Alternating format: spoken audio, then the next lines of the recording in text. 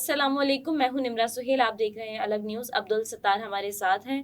دو بڑے اینکرز کی گرفتاری کا حکم آ گیا اور تحریک انصاف کا ایک اور روپوش رہنما بھی اٹھا لیا گیا ہے، اس پر بات کریں گے، اور جج نے بھری عدالت میں اپنے اوپر پریشر کے بارے میں بھی بتا دیا ہے۔ جی، اور جج ہیں بابر ستار صاحب، انہوں نے ڈی سی اسلام آباد کے لیے جو کہ بار بار توہین عدالت کے مرتکب ہو رہے تھے، اور انہوں نے توہین عدالت کی جب شہریار آفریدی صاحب کو گرفتار کیے جانے کا معاملہ آیا، بار بار گرفتار کیا اور احکامات صادر کیے کہ دوبارہ گرفتار 15 روز کے لیے نظر بند۔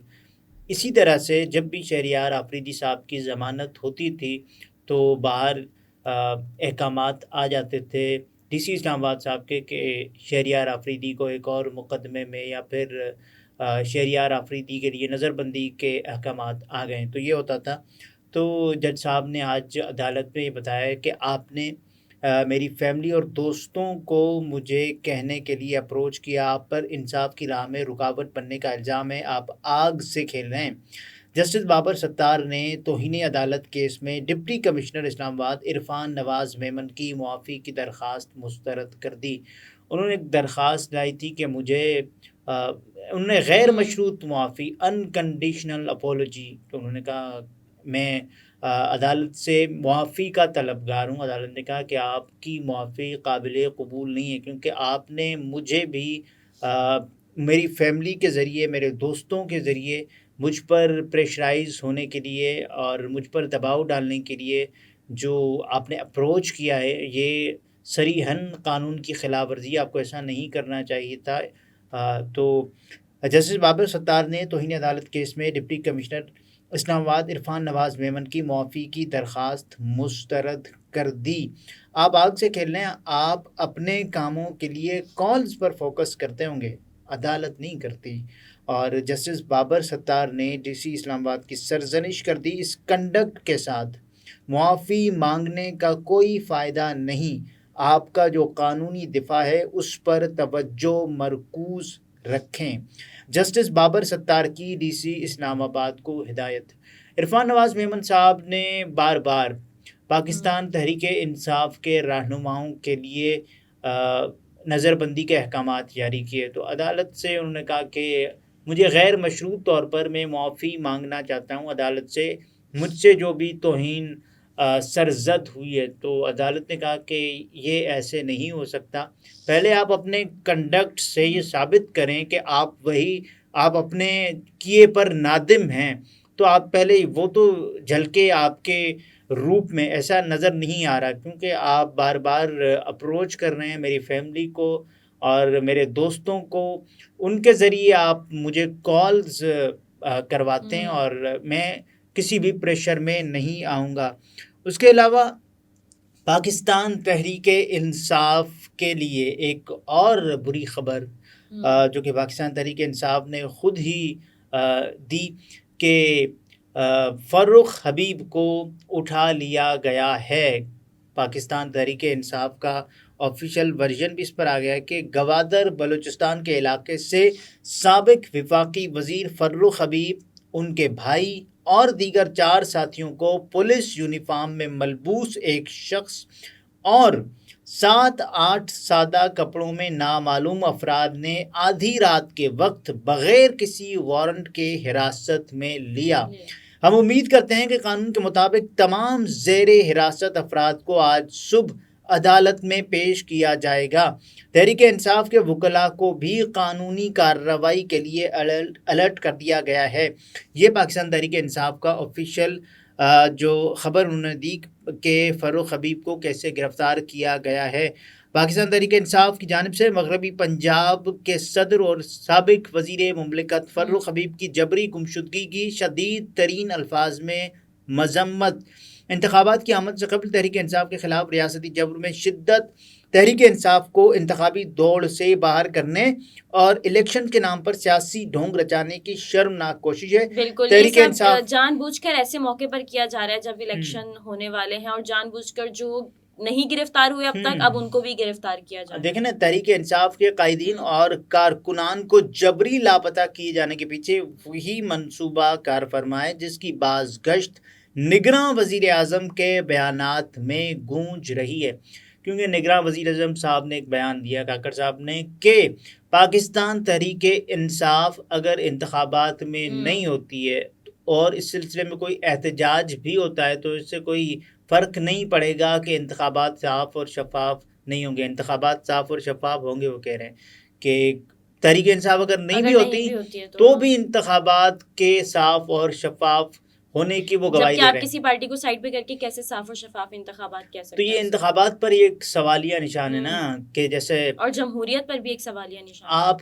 کس جمہوریت کی مثال دیں گے کہ ایک سیاسی جماعت کو آپ نے باہر کر دیا، انتخابات کی دوڑ سے ہی باہر کر دیا، اور آپ یہ کہہ رہے ہیں کہ انتخابات صاف اور شفاف ہوں گے؟ یہ کیسے ممکن ہو سکتا ہے؟ بہرحال قاسم خان سوری صاحب نے بھی ٹویٹ کیا، وہ کہتے ہیں کہ میرے چھوٹے بھائی فاروق حبیب کو بھی گرفتار کر لیا گیا ہے۔ فاروق نے ISF سے اپنا سفر شروع کیا، ہر محاذ پر ڈٹ کر مقابلہ کیا اور آج کپتان کے صف اول کے سپاہیوں میں شامل ہیں۔ اب اللہ پاک ان کی حفاظت فرمائے۔ اچھا، انہوں نے جو تصویر شیئر کی ہے وہ ایک یادگار تصویر، جس میں مراد سعید پیچھے بیٹھے ہوئے ہم ان کے ساتھ شہریار آفریدی تشریف فرما ہیں، اور قاسم خان سوری اور ان کے ساتھ فاروق حبیب صاحب اور ان کے پیچھے علی امین گنڈاپور صاحب بھی موجود ہیں۔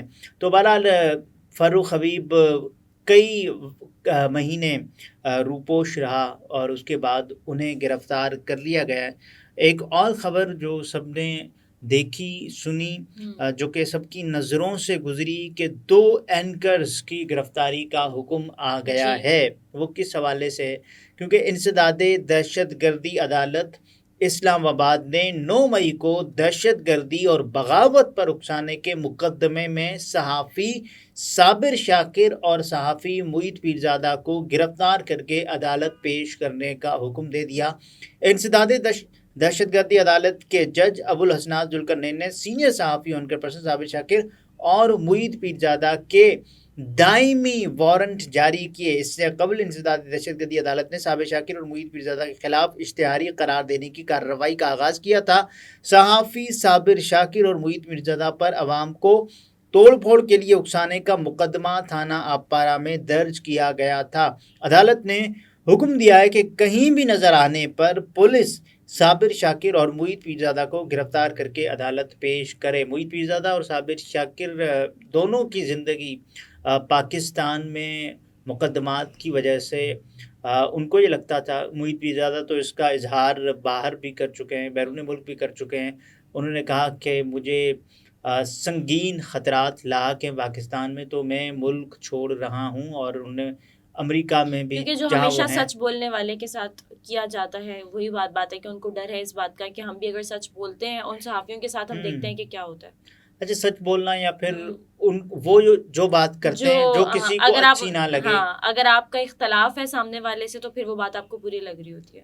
اگر کوئی آپ کی بات جو آپ کرنا چاہ رہے ہیں کسی کے لیے، آپ پاکستان کے لیے کسی ایک سیاستدان کو اچھا سمجھتے ہیں، دوسرا آپ کے برعکس رائے رکھتا ہے اور آپ کی رائے دوسرے کو اچھی یا ناپسند لگے، تو یہ ہو سکتا ہے۔ اختلاف تو ہو سکتا ہے، اختلاف ہونے میں کوئی برائی نہیں ہے، لیکن آپ کسی کو غلط نہیں کہہ سکتے۔ دیکھیں، اختلاف رائے پر اتفاق کرنا چاہیے۔ صابر شاکر صاحب اور معید پیرزادہ صاحب ایک نظریہ رکھتے ہیں، اور ان کی ایک سیاسی جماعت کے لیے جو باتیں ہیں وہ یہ سمجھتے ہیں کہ یہ سیاسی جماعت پاکستان کے لیے، پاکستان کے لوگوں کے لیے، کیونکہ ان کا ایک اپنا ایک سٹانس ہے، اس حوالے سے وہ اچھا سمجھتے ہیں، وہ بہتر سمجھتے ہیں، اس بارے میں وہ اپنی آراء بھی دیتے رہیں، اور ہر کسی کا اپنا نظریہ، اپنا رائٹ ہونا چاہیے ہر کسی کا، کہ کسی کو بھی وہ آزادی اظہار رائے ہونا چاہیے۔ آرٹیکل 19 آپ کو اس کی آزادی دیتا ہے۔ بہرحال لیکن عدالت نے 9 مئی واقعات میں ان کو گرفتار صابر شاکر پر اس سے پہلے بھی